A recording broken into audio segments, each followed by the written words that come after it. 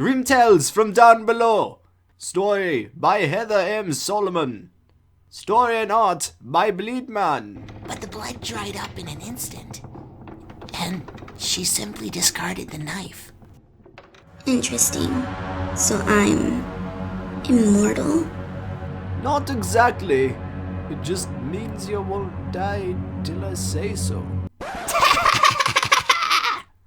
What about stupid? You mean Billy? I'm not sure about him. Why not? To answer that, I presented the most particular hourglass you've ever seen. It had twists and turns and large bulbous parts and narrow channels. It was very hard to tell where it began or ended. There was still sand in it though. So, it was clear Billy should still be alive. But how much time he had, no one could say. Considering you and Billy are woven together by the threads of fate, I would say he's fated to die shortly before or after you. Take me home, Grim. I need to freshen up. So, when are you gonna go through with it? I'll take your life when I'm good and ready. And when will that be? Why must you constantly ask me such questions? Well, the sooner I get to hell, the sooner I can conspire to take over, right? That's where I'm going, isn't it? Well, yes, but... So, what's the difference between now and 20 years? What was the difference? Why was I holding back? I couldn't keep refilling our hourglass, and I couldn't put it off forever. Maybe postponing one person's death would be okay with the universe, but eventually, the others around her would come into question. Grim. We'll talk later, Mandy. I have lots of chores to do. I just want to tell you something, in case you're afraid of finishing the job. What is it? You're no longer my friend. What? You heard me. Our bet is off. I don't own you. You're free to go. Kind of felt like an animal that's been injured and nursed back to health, and the master finally tells it to go home. You know, a sappy Disney-esque moment. You can't be who you're supposed to be around us, Grim. You need to be who you're supposed to be.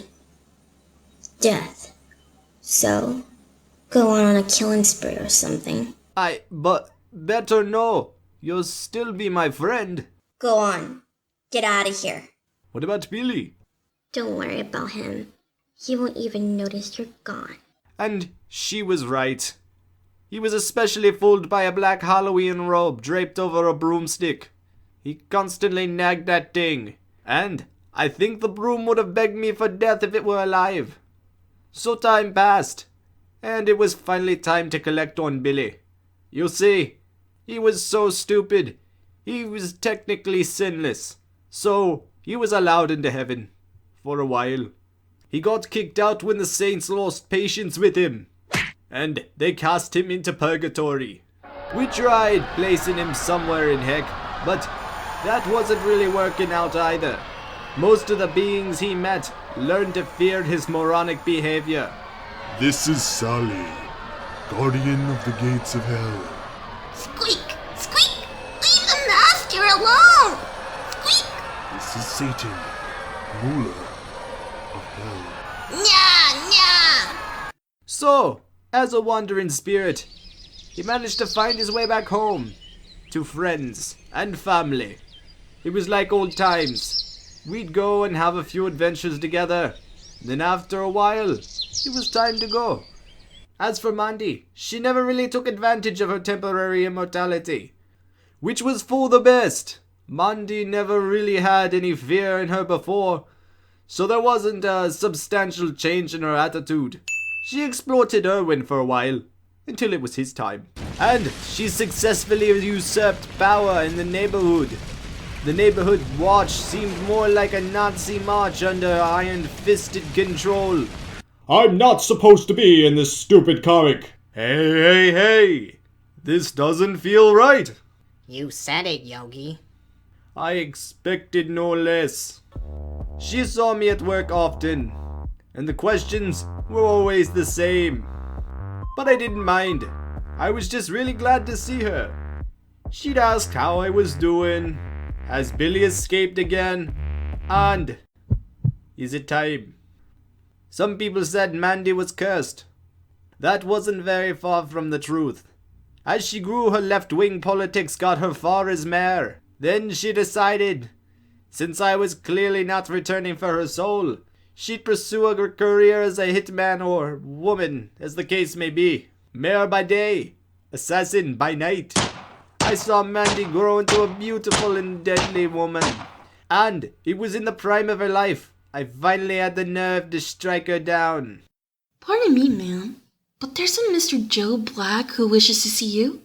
He claims that you have an appointment with them. Send him in. Is it time? Yes, but before I do this, I have to ask you something. Well, it's like this.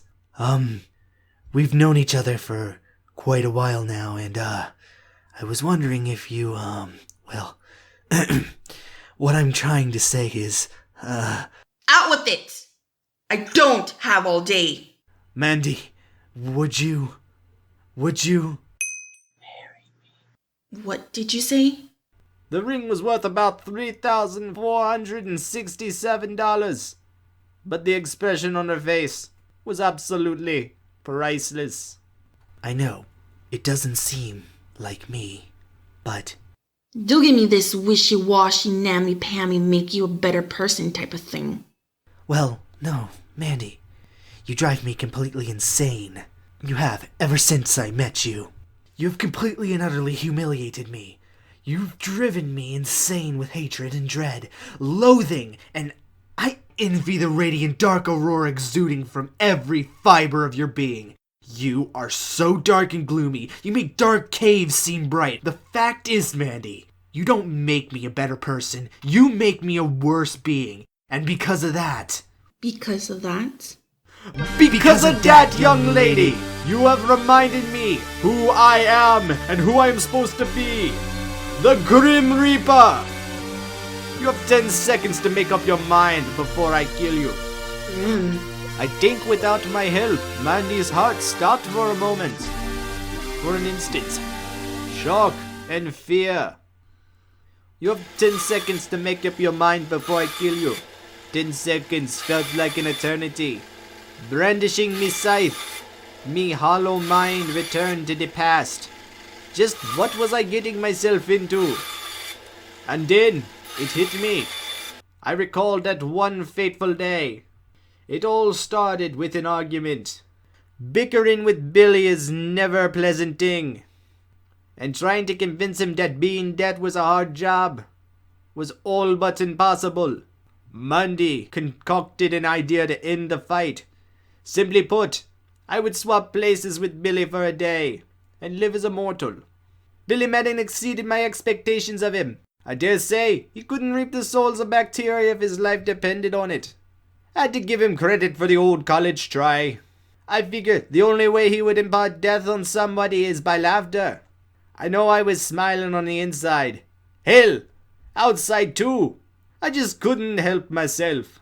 Despite murmuring something about drinking steak sauce, Mandy decided she wanted to try her hand at it. Knock 'em dead, I said with a smile. She was confident. She always was. And I figured she couldn't do much worse than Billy. So off she went. As I was stuck in her place for the day, I decided to do a little snooping around in her room. Perhaps I'd hoped to find something embarrassing to hold over her head for the next 20 or 30 years. As long as I was bound to them. But what I found was simply astonishing. Sweet mother of Bahama! What in the name of Marley is this? As I looked closer at one of the plans, I saw the date. The exact date of when it was going to happen. I realized then it was today. I quickly ran into the living room and turned on the TV. It had already begun. Nothing could have prepared me for this. The image and the date was forever stuck in my mind. There was more where that came from.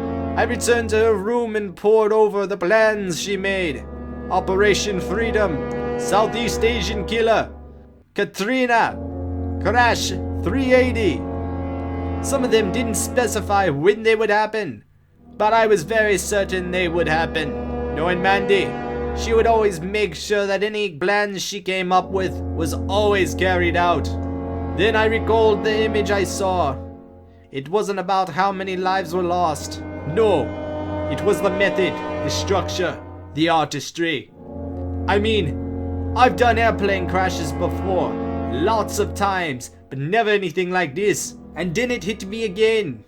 In my early days as Reaper, I had done things, unimaginable things, events that forever marked their place in the thread of human history. I remember now the good old days and the joy of reaping. Thinking about this, I felt so ashamed of myself. What have I been doing after all those glorious days? Even before I met Billy and Mandy, I degraded myself to a lowly entity who reaps the souls of lowly mammals like hamsters and squirrels.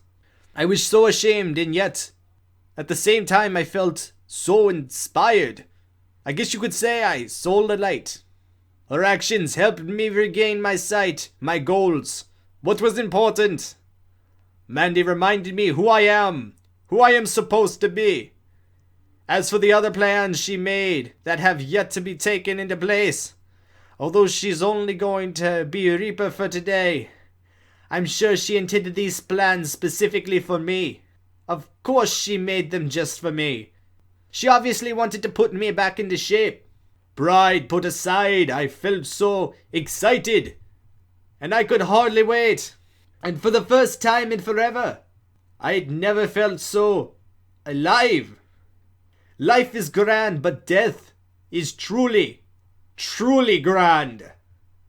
I never thought I'd be saying this, but thank you, Mandy. Thank you. Look out, world, guess who's back? Time is up, but I decided to add another 5 seconds. Only 5 seconds to go, Mandy. Am I going to turn into some hideous, ugly beast, the likes of which the world's never seen? No, you're frightening enough already. 3, 2...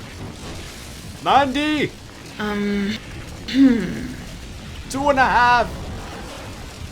2 1/3... I'm thinking. Oh, for the love of 1! I do. That was too close. And with that, the bonds of mortality were cut. First things she said was, You do know I hate kids, right, Grim? we'll discuss that one later, Mandy. How would that even work, anyhow?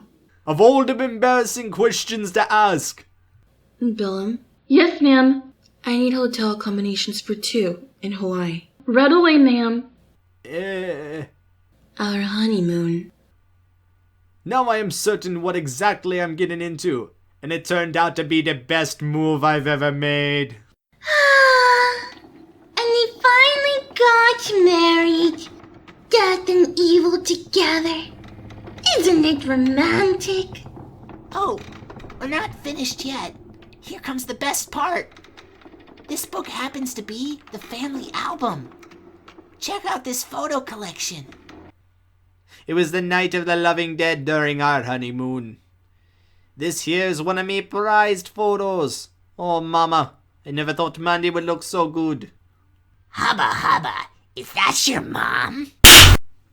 Our new home. Wow, you live in a castle? Wicked. Oh my goodness, oh my gracious, when will this day be done? Will I have a girl or will I have a son? What about this one? I'm not really sure what this one is about. But check it out. Here are other photos. And a picture of... I knew there was something I forgot to remove from it. Who's that? That's my great-great-grandfather, John. He's pretty cool. And we went fishing together. And over here are my godparents. Speaking of which, did I mention about my special godfather? Who? My godfather, my Uncle Nurgle. He's the coolest and one of the greatest demon warriors of the underworld.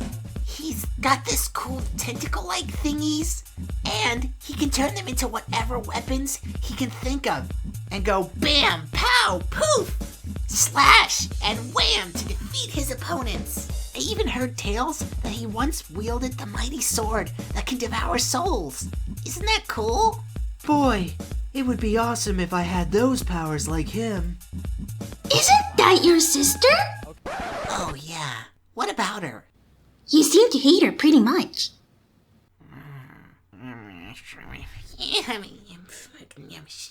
Yeah, and why does she talk funny? That's 'cause she spends most of her time with Miss Helga. Who? You don't know Helga Pataki?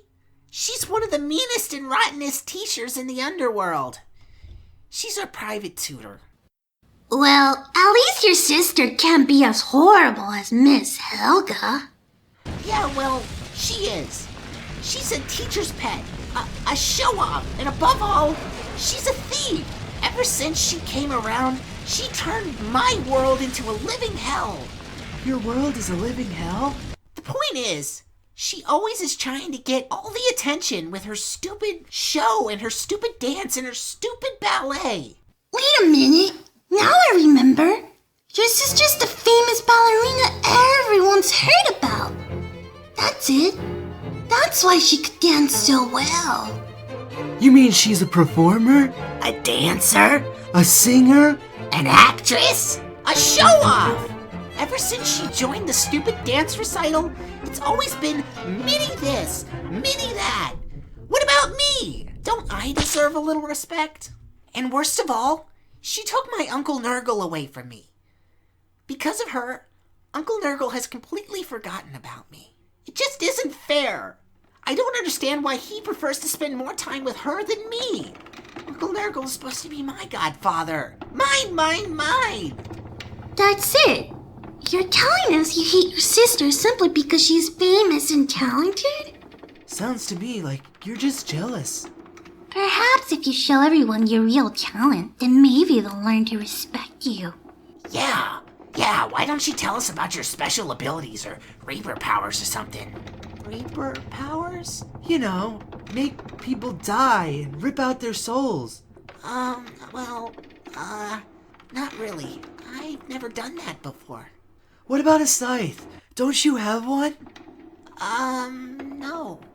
But I have really cool baseballs and a bat back at home. I don't believe this. You know, I thought you'd be a really cool Grim Reaper, but I guess I was wrong. You're no death. You know what you are? You're just a crybaby. Am I still part of the club? Ladies and gentlemen, young and old, a story I am about to bestow. Some think too dark to be told, of the GrimTales from down below. Poor little skeleton wrapped up in chains, seems that the boy has been misled. What an awful fate awaiting him now. It's lucky he's already dead. Ow, my head. Where am I? Hey, what gives? A moment of comprise falls between the four. An easy laughter fills the ebony air.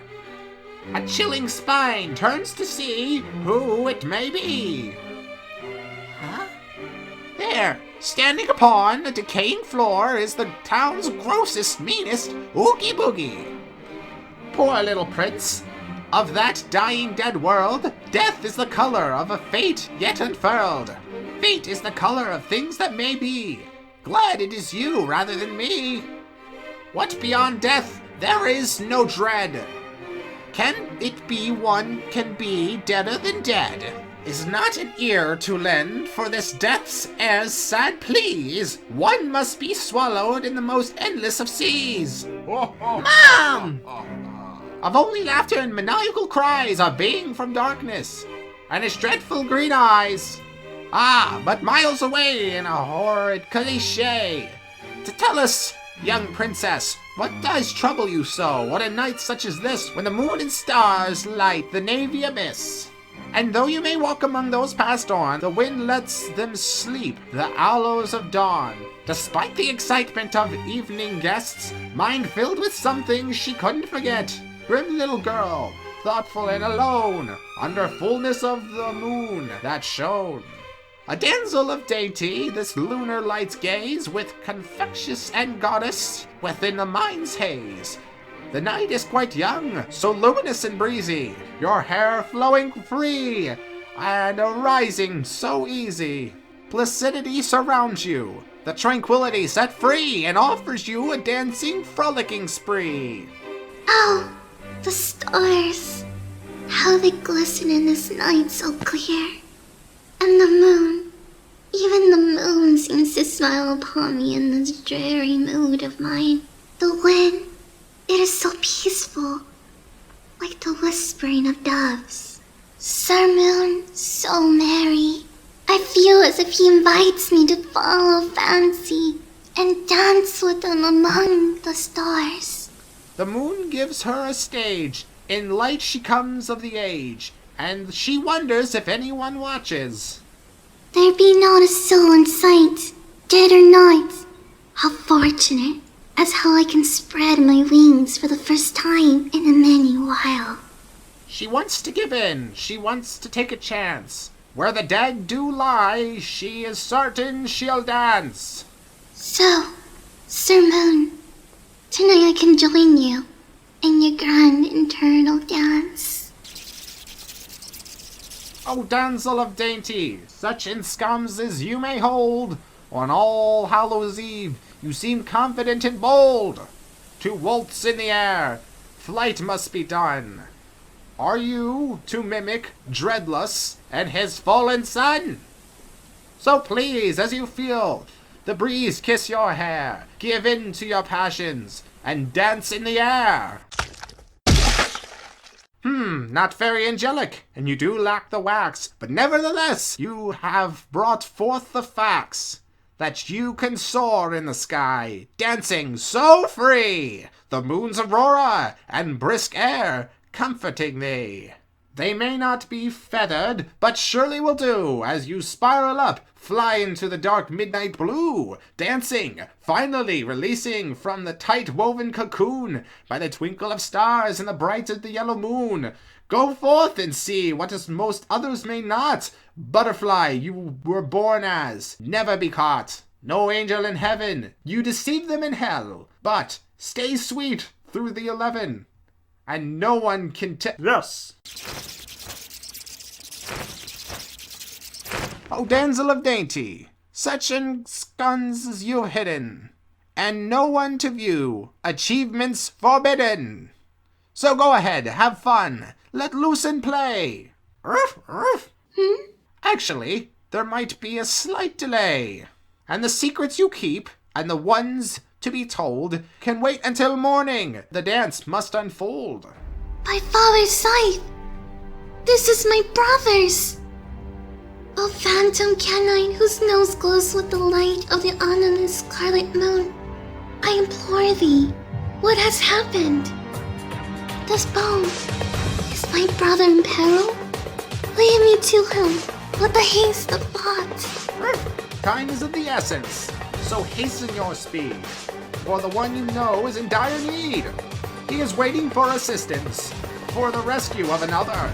You are the one who must liberate your Hey, so, remember Glowy Nose? I remember this story about the moose who had a glowy nose, and the other moose always would always make fun of him because he had a glowy nose, and he really had a glowy nose, yes. Hurry, little girl, there's no time to lose. Quickly, before it's too late, and you are the one who can save little Grim. Save him from his dire fate.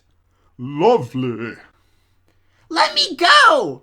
You can't do this to me. What the heck do you want with me anyway? I'm so glad you asked, my boy. You see, your daddy and I used to be very best friends. Well, if you really want to know, it all started long time ago. The Grim Reaper and I used to run a small business. A gambling business, to be precise. A business I like to call Jeopardy. There's no greater pleasure than reeling in the stupid and foolhardy, and then taking rewards for ourselves. Things were going so well. until I decided I needed to expand my franchise. Perhaps, maybe even open my own casino. He, on the other hand, decided to call it quits, calling my idea a sick game. A sick game? Ha! What a wuss. He's a quitter, I tell you. Telling me he'd rather go play limbo or some game of solitaire with some bunch of hamsters hamsters. Ridiculous. You see, boy, I'm a gambling man. I don't gamble with money. Oh no, they aren't worth anything. I gamble with something more. Something more valuable and tasty. Something that humans often take for granted. I gamble with lives, boy. People's lives. Ever since your daddy quit, my entire dream perished. It's been so hard keeping my business up and running without the Grim Reaper himself helping me. I mean, how can you gamble with people's lives without death by your side? My desire to feel what he felt and take a game to a whole new level began to grow. And now that you're finally here, I have a chance to get back at him and get what I always wanted. And it will be the perfect revenge. What, you're using me as a hostage so you can get my dad to work for you? Ah, good guess, boy. Close but not quite. I had something else in mind. A haversacked malefactor, brimming with many creatures, what plan could you have for this young lad's main feature? Will you grind his bones and make your bread? Wait, I think that's a line that's already been said. I've always wondered what would make a death tick. What is it about playing with people's lives that makes it so thrilling? Why it offers so much joy and pleasure? Why killing is so much fun? I can't get enough of it. The answer is obviously lies inside you, my little death boy. Once I find it, I will finally learn the secrets of the Grim Reaper's powers. But I don't have Reaper's powers. Really? Let's find out, shall we? I'm just dying to know. Yo! What the? Lay not a hand upon mine brother, or thou shalt pay with a price most dear.